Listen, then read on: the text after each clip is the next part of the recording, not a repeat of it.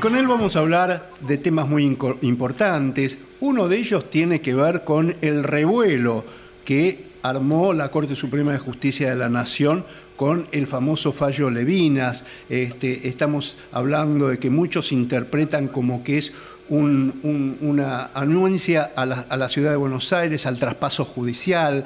Hubo una rebelión de jueces civiles, comerciales, laborales. Incluso mañana la Cámara Comercial también hará un nuevo plenario, algo que está bastante mal visto en el cuarto piso del Palacio de Justicia por parte de la Corte Suprema de Justicia de la Nación. Dicen que es innecesario, que no tiene nada que ver, que están malinterpretando el fallo. Pero bueno, vamos a hablar con alguien que tuvo una trayectoria realmente extrema en la justicia. Él fue juez de sentencia, fue fiscal de Cámara, fue presidente de la Asociación Argentina de Fiscales, fue fiscal adjunto de la Ciudad de Buenos Aires. Vamos a hablar con el doctor Luis Sebasco, que cada vez que lo hemos convocado gentilmente nos atiende. Doctor, buen día. Marcelo Orlando lo saluda. ¿Cómo anda? ¿Qué tal, Marcelo? Buenos días. Bien, gracias. Gracias por atendernos, doctor. Y bueno, usted estuvo en la Justicia Nacional y también estuvo en la Justicia de la Ciudad de Buenos Aires. ¿Por qué cree que se armó tanto revuelo? Y la otra pregunta, hablábamos incluso con integrantes del Superior Tribunal de Justicia de la Ciudad de Buenos Aires, algunos de ellos muy amigos suyos, y qué sé yo, y me contaban, estamos en condiciones de recibir todo el bagaje de causas. ¿Cuál es su opinión y si está la justicia de la ciudad en condición de recibir todas las apelaciones de las cámaras penales, de las cámaras laborales, de las cámaras comerciales, de las cámaras civiles? Bueno, el tema tiene varias aristas. La primera, ¿por qué esta reacción?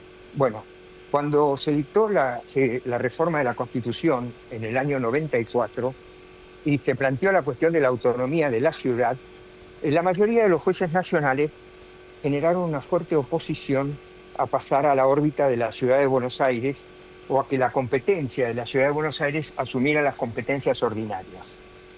Esto no es nuevo. En la Asociación de Magistrados el tema se había planteado muchas veces. Yo integré el consejo y bueno, la lista azul que yo integraba siempre perdíamos la elección porque estábamos de acuerdo con el traspaso. Así que esto viene desde muy lejos. Ahora, esta reacción es absolutamente absurda e incomprensible por varios motivos. Hagamos 2 minutos de historia. El artículo 129 de la Constitución no se agota en su texto, sino que hay una cláusula transitoria, que es la 15ª, que se refiere expresamente a él. El artículo 129 dice que la Ciudad de Buenos Aires tendrá facultades propias de legislación y jurisdicción, es decir, facultades de aplicar la ley al caso concreto, que eso es la facultad jurisdiccional, es la que tienen los jueces. La cláusula transitoria 15ª de la Constitución dice concretamente que el Congreso Nacional ejercerá la función legislativa en la Ciudad de Buenos Aires hasta que la ciudad dicte su estatuto organizativo. Pero va más lejos, y esto es lo importante.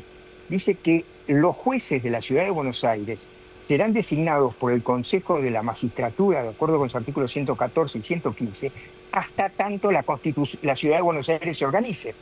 Con lo cual, claramente la Constitución está diciendo, señores, la facultad de dictar leyes procesales, el Congreso para la Ciudad de Buenos Aires, el Congreso Nacional la tiene hasta que la ciudad tenga su legislatura. Y la facultad de designar los jueces la tiene hasta que tenga su propia organización. O sea que la Ciudad de Buenos Aires tiene facultades plenas. ¿Por qué? Porque el artículo 75, inciso 12 de la Constitución, además, establece que las leyes de fondo las aplicarán la nación o las provincias según que las cosas caigan dentro de su respectiva jurisdicción. Y la Corte viene diciendo hace rato que la Ciudad de Buenos Aires tiene las mismas facultades de las provincias. Entonces, haciendo esta historia, no hay realmente motivo para decir que los jueces de la Ciudad de Buenos Aires no pueden aplicar la competencia ordinaria. Y tan es así que ya han habido 3 leyes nacionales que le asignaron competencias penal ordinaria a la justicia de la Ciudad de Buenos Aires, haciendo con la ciudad el gobierno, a partir de esas leyes, los pertinentes acuerdos. Es decir, la Ciudad de Buenos Aires tiene competencia ordinaria en materia penal por asignación de competencias hecha por acuerdos del Congreso Nacional con la ciudad, con lo cual ya claramente aquella famosa ley Cafiero, que restringía la competencia a los fueros contencioso administrativo y contravencional, de hecho quedó derogada. Es decir, legalmente y constitucionalmente, la postura de la Cámara Civil y de la Cámara Comercial y de las cámaras penales no tiene el menor asidero. Eso por un lado.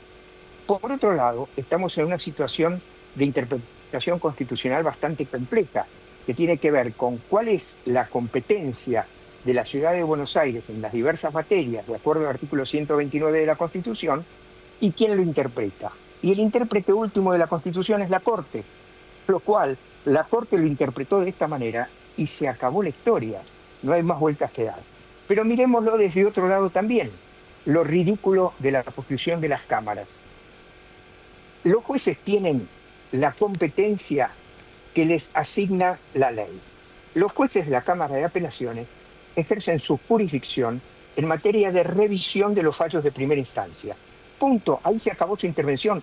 A ellos no les tiene que importar cuál es el tribunal revisor, que en este caso, según la Corte, debe ser el Tribunal Superior de Justicia de la Ciudad. Por otro lado, el recurso de inconstitucionalidad de la Ciudad de Buenos Aires, que le da la intervención al Tribunal Superior, es un recurso extraordinario, con lo cual la gran mayoría de las causas que tramiten ante las cámaras se agotan ahí. No todas las causas son materia de recurso extraordinario, sino solamente aquellas en las que está en juego una interpretación constitucional. Y en este aspecto, lo que ha hecho la Corte ha sido lo mismo que viene haciendo desde hace 50 años con las Cortes provinciales, porque la Corte, a partir del fallo Di Maio y compañía, la Corte viene diciendo pacíficamente que para llegar ante la Corte Suprema por una cuestión constitucional, el caso se tiene que agotar en las instancias locales. Y fíjense que cuando dijo eso, había muchas normas provinciales que limitaban los recursos y decían que tal apelación, de acuerdo al monto o de acuerdo al tema, se agotaba en primera instancia. Y la Corte dijo, no señor, tienen que agotar todas las instancias locales antes de llegar a la Corte.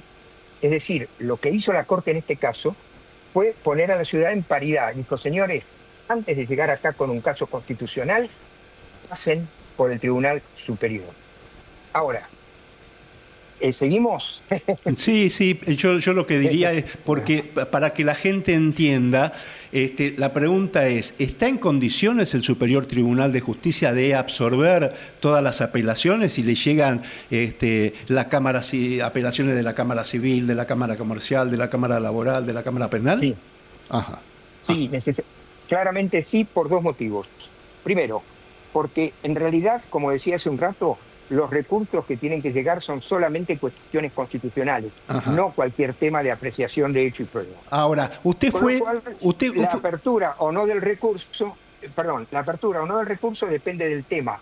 Y el Tribunal Superior puede decir, este recurso es improcedente y se acabó la historia. Ajá. Y habrá un recurso extraordinario ante la Corte. Y por otro lado, el Tribunal Superior, al igual que la Corte, tiene la facultad de no aceptar un caso diciendo que no hay cuestión constitucional suficiente. Con lo cual, perfectamente el Tribunal Superior puede absorber esa carga de trabajo. Ajá. Y doctor, usted fue jefe de los fiscales en la Ciudad de Buenos Aires. El procurador Sí. Casal es el jefe de los fiscales a nivel nacional. La pregunta es, si hay una apelación en la justicia penal, ¿qué fiscal interviene ante el Superior Tribunal de Justicia? Para mí, en mi criterio, el mismo fiscal que llevaba el caso, porque en realidad ese fiscal, de acuerdo con la concepción acusatoria del procedimiento, ese fiscal es parte en el proceso. ¿Y tiene jurisdicción? Como hacen pero, por supuesto, como parte en el proceso no hay ningún problema. Perfecto. Y el fiscal general de la ciudad intervendrá al solo efecto de controlar la legalidad del procedimiento, como hace un fiscal en el proceso civil. Claro. Porque este proceso de excepción, ¿no es cierto?, es un proceso particular. Entonces, suponiendo que el tribunal, que quien llegue al Tribunal Superior sea el fiscal, y el fiscal del caso ya planteó el recurso debió haberse sustanciado en la instancia anterior o habrá presentado un recurso de queja si no se concedió. Y en ese caso interviene como parte, y si el Tribunal Superior no le da la razón, perfectamente podrá interponer una queja ante la Corte o un recurso extraordinario ante la Corte. Yo no veo en esto, la verdad, ninguna complicación ni ninguna situación insalvable. La verdad, se ha armado todo un lío alrededor sin ningún tipo de justificación real. Ajá. Doctor Sebasco, lo cambio de tema, lo aprovecho y lo exprimo, sí, porque en su momento, en la ruta del dinero K, tanto el juez federal Sebastián Casanelo como el fiscal Guillermo Marijuán decidieron no seguir investigando a Cristina Fernández en la ruta del dinero K. Y esto determinó que la causa iba a quedar impune en esta investigación y se iba a cerrar. Y sin embargo se presentó una asociación civil, bases republicanas, apelaron, se presentaron como querellantes y apelaron esta decisión, fueron aceptados como querellantes incluso por la Cámara Federal, y usted es integrante de esta asociación civil. Ahora Casanelo ordenó estudios contables justamente para profundizar la investigación. ¿Piensa que Casanelo puede cambiar su opinión? Porque hasta ese momento sobreseyó porque dijo Casanelo, no hay elemento. Sí. No, Casanelo sobreseyó porque el fiscal había pedido el sobreseimiento y a ese pedido de sobreseimiento habían adherido la AFIP y la Unidad de Información Financiera, que eran querellantes. Entonces dijo, yo no tengo acusación, no puedo seguir. Ajá. Como la Cámara dijo, acepte a bases republicanas como querellante y bases republicanas impulsa la acción, siga el trámite.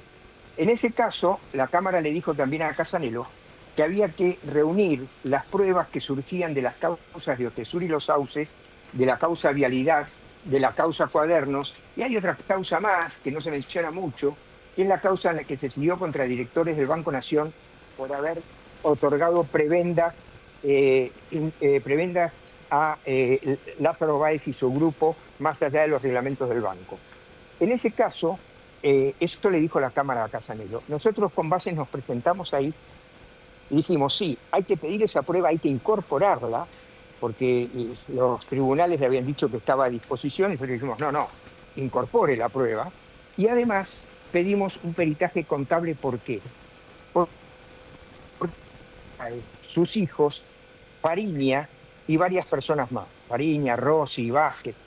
Y ¿qué se demostró ahí? Ahí se demostró que el dinero que se lavó con cuentas en Suiza y con sociedades fantasmas en Suiza, finalmente confluyó en una empresa que se llamaba el Betic Service Group, y esa empresa, el Betic Service Group, compró acciones de Austral Construcciones, que era la empresa de Lázaro Báez, por $31 millones. Entonces nosotros pedimos, señor juez, entre otras cosas, haga un peritaje contable para determinar qué hizo Austral Construcciones con esa capitalización de $31 millones. Y ese peritaje contable es el que ordenó Casanelo. Doctor Luis Sebasco, tan claro como siempre. Siempre es un gusto charlar con usted. Bueno. Gracias por su testimonio. Que tenga un lindo domingo y hasta la próxima. Gracias, que termine bien el fin de semana. Gracias.